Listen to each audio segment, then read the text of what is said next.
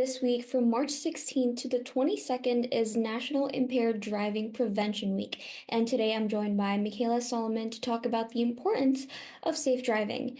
Thank you so much for joining me today, Michaela. Problem. Wonderful. And so, would you be able to share how the SGI support National Impaired Driving Prevention Week and what initiatives are in place to promote safe driving practices? So SGI promotes safe driving practices around impaired driving all year round. We're happy to support the national observation, I guess, of National Impaired Driving Prevention Week. We take steps to prevent impaired driving all year round, but to name a few, we do things like our monthly traffic safety spotlight, the focus of which is impaired driving on several months throughout the year, including March is the focus on impaired driving. So we're in the media talking about that, talking about it on our social media. We talk about it when it's at its peak, sometimes like summertime and the holidays, when there's more potential for people to be driving impaired. That's typically where you'll find us too.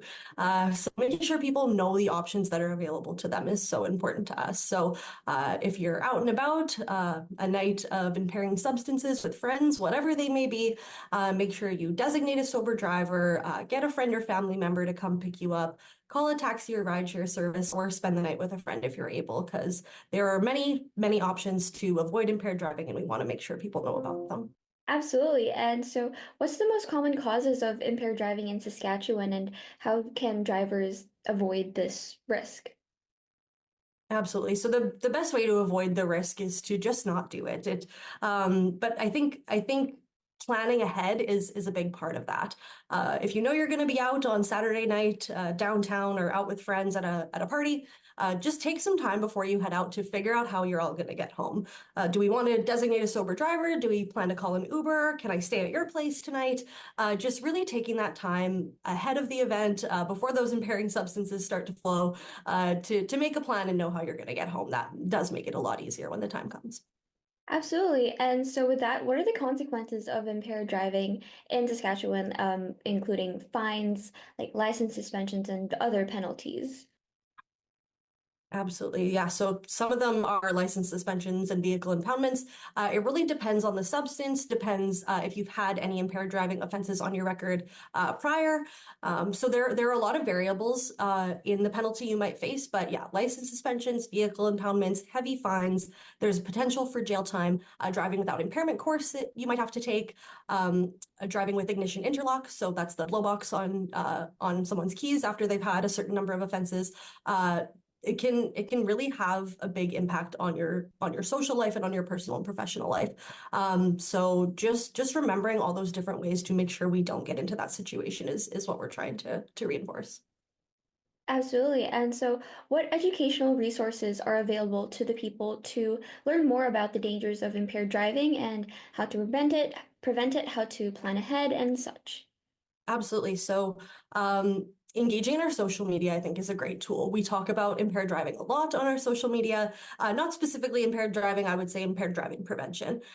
So, check us out on social media, engage with your local MAD and SAD chapter if you have that in your community. And yeah, just make sure, talk to the people around you. I think that's a really important thing. If you're a parent, talk to your children about impaired driving safety and making sure that they're safe around impairing substances.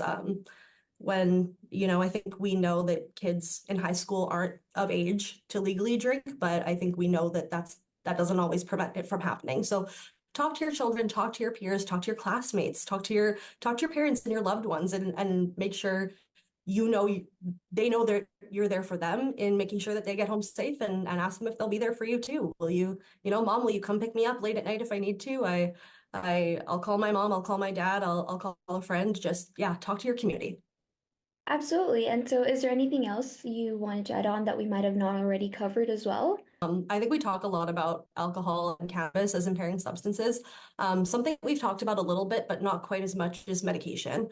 Some over-the-counter medication, some prescription medication may have impairing effects. So talk to your doctor, talk to your pharmacist if any of your medication could impair you when you're behind the wheel, because it's important to know if you're on a medication that does impact your ability to drive. Perfect. Well, again, thank you so much for doing the interview with me today, Michaela. Anytime. It was nice to meet you. And yeah, I hope I gave you what you needed.